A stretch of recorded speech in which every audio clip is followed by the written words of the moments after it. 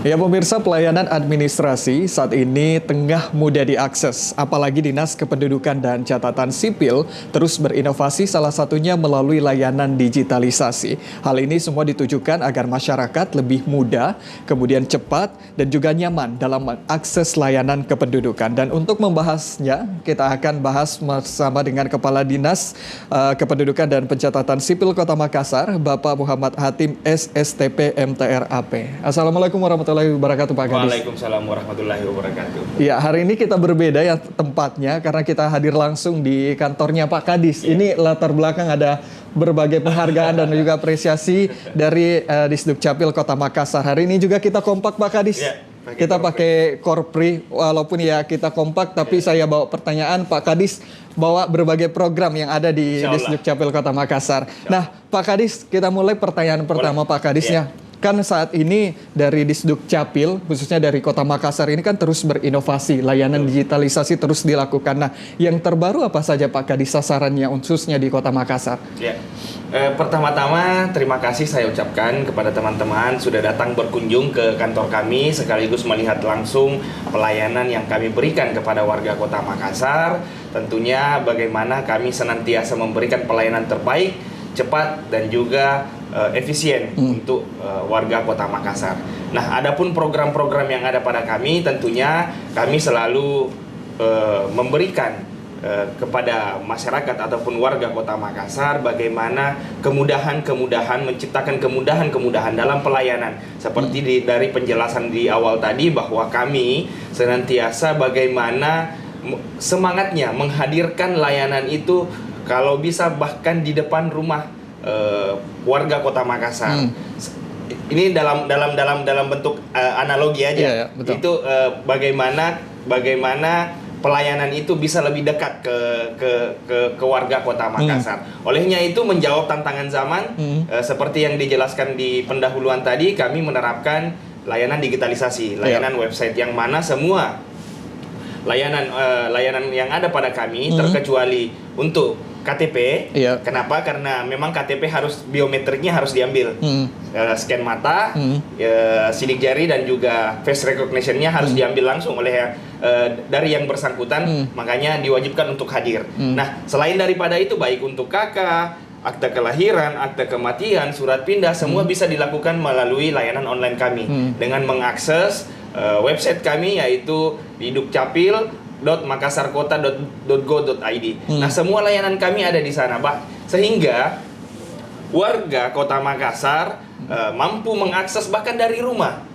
Ketika persyaratan-persyaratan ataupun dokumen-dokumennya dianggap lengkap dan cukup untuk diproses lebih lanjut. Nah, selain dari layanan online itu, kami juga tentunya dari Dukcapil Kota Makassar senantiasa menghadirkan layanan-layanan kepada warga-warga marginal, warga-warga pesisir yang belum mampu mengakses layanan-layanan Dukcapil. Seperti di kepulauan-kepulauan, kami akan hadir insya Allah di beberapa pulau yang ada di Kota Makassar untuk menjemput langsung. Layanan jemput bola ini dari pemerintah Kota Makassar bagaimana menciptakan layanan inklusif bagi seluruh warga Kota Makassar, tidak hanya yang berada di daratan tapi juga yang berada di kepulauan, seperti dengan semangat dari Bapak Wali Kota dan Ibu Wakil Wali Kota Makassar. Oke, sejalan dengan visi misi dari Kota Makassar sendiri. Nah, Pak Kadis, kan ini ada layanan jemput bola. Ada juga khusus lansia juga kan, Pak Kadis. Jadi dari Disduk Capil langsung ke rumah-rumah. Itu bagaimana Pak Kadis alurnya? Jadi Bapak Ibu, kami di Dukcapil juga ada namanya program yang namanya Perisai. Ya, pelayanan bagi warga rentan, lanjut usia dan juga disabilitas. Nah, itu adalah layanan kami bagaimana menjemput bola terkhusus bagi perekaman KTP bagi warga-warga yang memiliki kendala seperti lanjut usia ataupun disabilitas dan juga misalnya ODGJ. Nah, itu cukup bermohon bersurat kepada kami akan datang ke rumah masing-masing untuk melakukan perekaman langsung di rumah masing-masing. Karena sebagaimana kita ketahui ada beberapa kendala dari saudara-saudara kita, orang tua kita yang memang tidak mampu mengakses layanan baik itu ke kantor kecamatan ataupun ke kantor Dukcapil untuk melakukan perekaman. Sehingga kami menghadirkan layanan ataupun program perisai ini untuk datang langsung ke rumah-rumah bagi masyarakat yang rentan, masyarakat lanjut usia ataupun disabilitas. Karena sebagaimana kita ketahui bahwa terkadang ada kondisi dari warga kita yang memang mungkin tidak mampu, misalnya lansia, tidak bisa lagi berjalan, tinggal di rumah, di tempat tidur, itu yang kami datangi. Target-target seperti itu yang dari program perisai ini. Nah, ada pula juga kondisi dari misalnya ODGJ yang keluarganya kemungkinan khawatir ketika membawa ke kantor Dukcapil justru akan menimbulkan masalah ataupun keributan dan mengganggu layanan umum bagi warga yang datang ke kantor Dukcapil, dan juga ada kendala-kendala bagi warga ataupun saudara-saudara disabilitas yang mana biasanya ada keluarga yang terhalang ataupun terkendala yang mungkin agak tidak nyaman jika menampilkan kondisi keluarganya di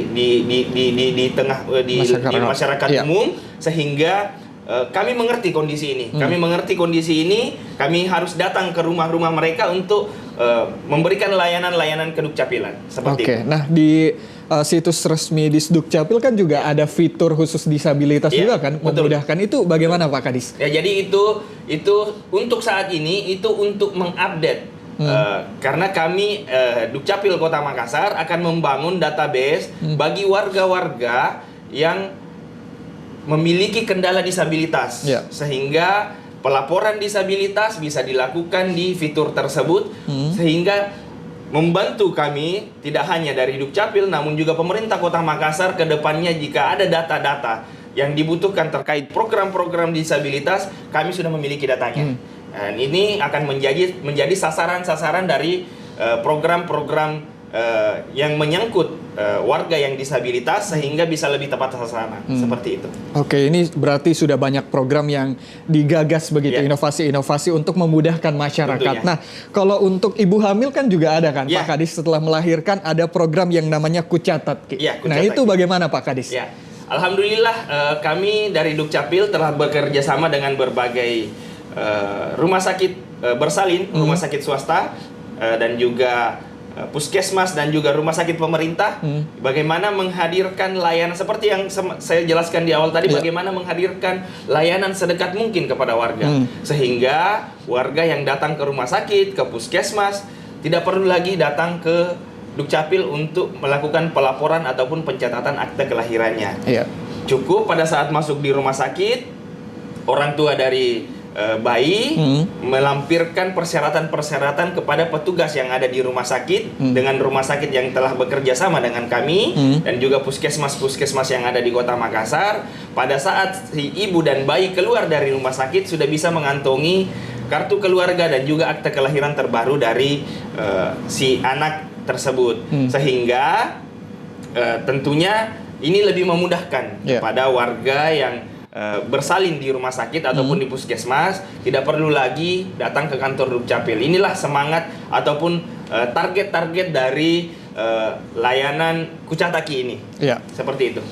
Nah di Dukcapil Makassar juga kan saat ini telah menghapus yang namanya kewajiban surat pengantar dari RT kemudian RW. Nah untuk pindah domisili khususnya, nah apa sebenarnya Pak Kadis yang menjadi pertimbangan dan juga alurnya sekarang untuk pindah domisili?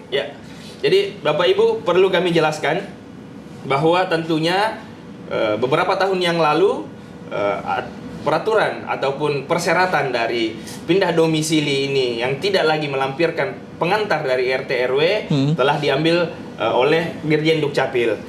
Nah, kami tentunya di daerah wajib mengikuti dan juga mempersyaratkan aturan tersebut kepada masyarakat, menerapkan aturan tersebut kepada masyarakat. Nah, bagi masyarakat yang ingin melakukan pindah domisili ataupun keluar dari Kota Makassar, tentunya hanya dapat mengunjungi website kami.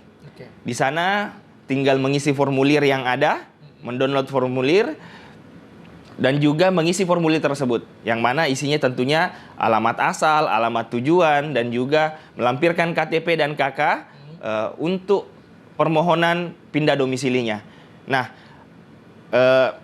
persyaratan-persyaratan tersebut tadi bisa langsung diupload di website kami, ataupun bisa datang langsung ke kantor kami, ataupun di kantor kecamatan.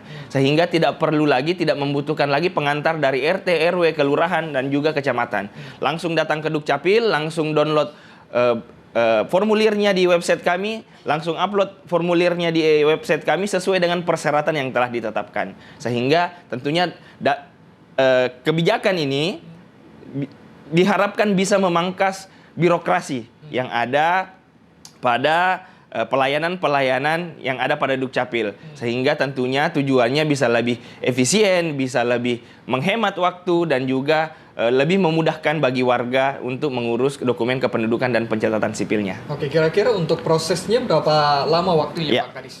Terima kasih. Tentunya di kami itu ada SOP dari Kementerian Pan-RB, yang mana SOP dari kami waktu pelayanan itu 2 kali 24 jam. Oke. Jadi perlu dicatat 2 kali 24 jam setelah berkas dianggap lengkap.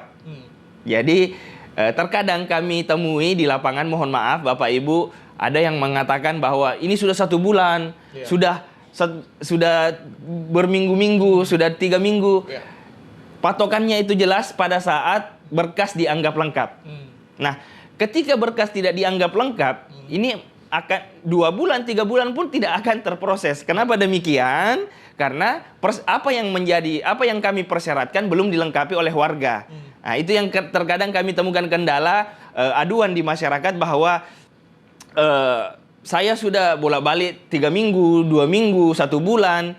Nah, kenapa demikian? Karena persyaratan yang memang belum dianggap lengkap oleh petugas kami. Perlu diketahui dan perlu menjadi catatan bagi Bapak Ibu warga Kota Makassar, dokumen ataupun permohonan Bapak Ibu akan kami proses apabila dianggap persyaratannya sudah dianggap lengkap. Nah, apabila persyaratan dianggap lengkap, itu sesuai SOP yang ada pada kami, itu 2 hari 24 jam. Wajib sudah mendapatkan jawaban, sudah mendapatkan tanggap. Apabila Bapak Ibu mendapatkan kasus, berkas sudah dianggap lengkap, dan juga dalam 2 hari dokumennya belum ditindaklanjuti, Bapak Ibu bisa melakukan pengaduan di kanal aduan kami. Nah, sehingga kami bisa meng-cross-check persoalan apa yang terjadi pada dokumen Bapak Ibu, seperti itu. Namun pada pelaksanaannya di kami itu 1 hari sudah selesai ketika berkas dianggap lengkap. Namun SOP-nya secara administratif itu 2 hari SOP. Namun di kami dalam hal pelaksanaannya masuk pagi atau siang, masuk pagi insya Allah selesai siang, masuk siang insya Allah selesai sore. Jadi selama berkasnya lengkap 1 hari insya Allah. Seperti itu. Tadi ada aduan-aduan dari masyarakat. Nah, kita dengar juga saat ini ada aduan-aduan juga terkait modus penipuan verifikasi IKD. Betul sekali. Nah, itu bagaimana Pak Kadis? Ya, alhamdulillah pada momen kesempatan ini kembali saya diingatkan terkait adanya modus-modus penipuan yang lagi marak. Yang lagi marak mengatasnamakan ataupun mencatut Dukcapil, baik itu Dukcapil Pusat ataupun Dukcapil Kota Makassar.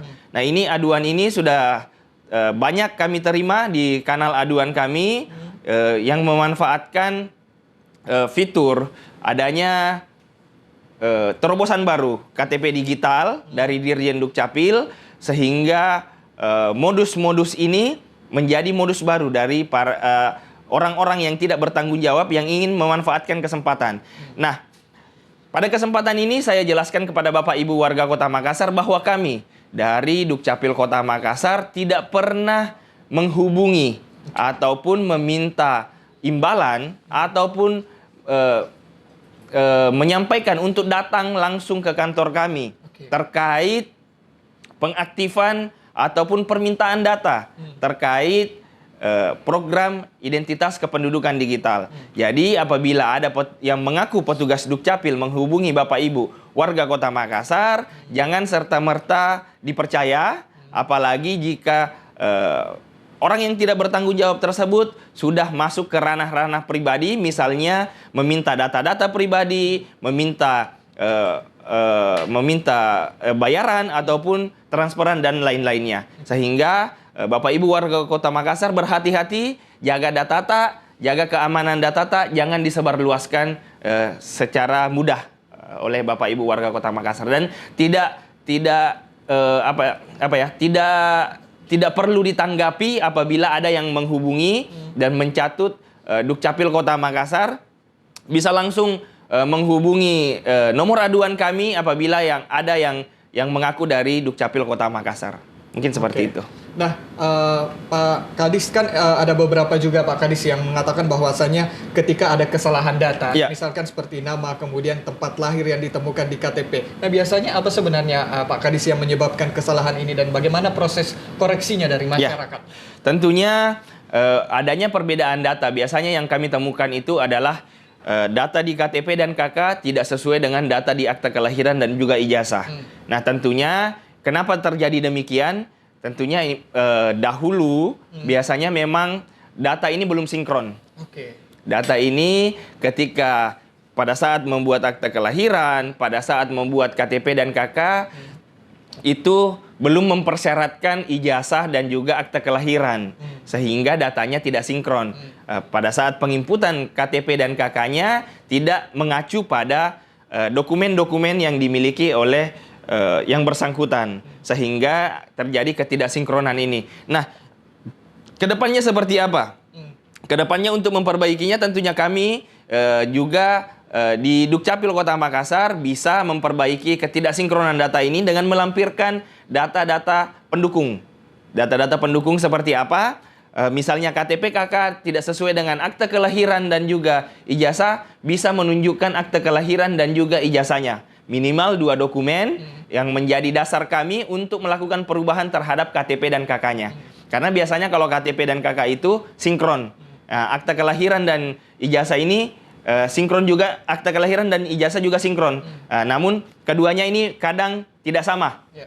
Nah, olehnya itu untuk memperbaiki data kependudukan, menertibkan data kependudukannya, bisa mengisi formulir yang ada pada kami, pada menu perubahan di website kami, dan juga melampirkan dokumen pendukung untuk menunjukkan bahwa data sebenarnya seperti ini dan ingin merubah dari data sebelumnya seperti ini, seperti itu. Oke, jadi proses koreksinya juga dimudahkan. Dimudahkan tentunya. Oke, terakhir Pak Kadis, apa yang menjadi target atau rencana ke depannya, khususnya dari Dukcapil Kota Makassar, dari inovasi untuk meningkatkan kualitas pelayanan publik?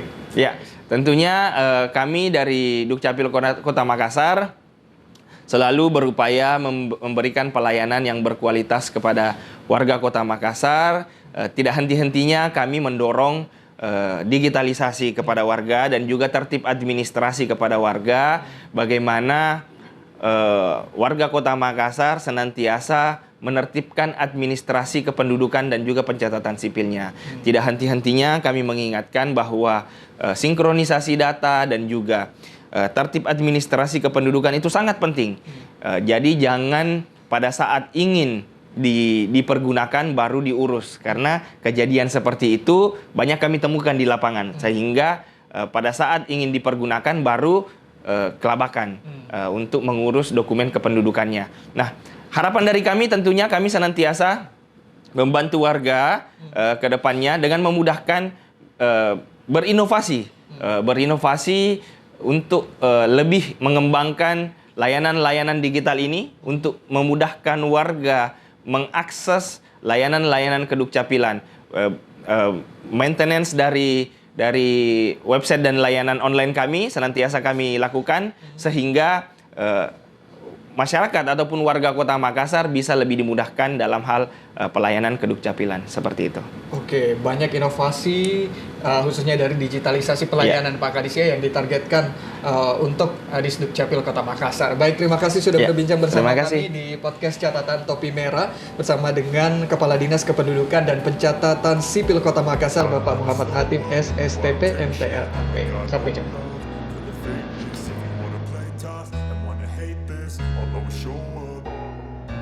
I don't have never slow up, no I don't take shit, I got no love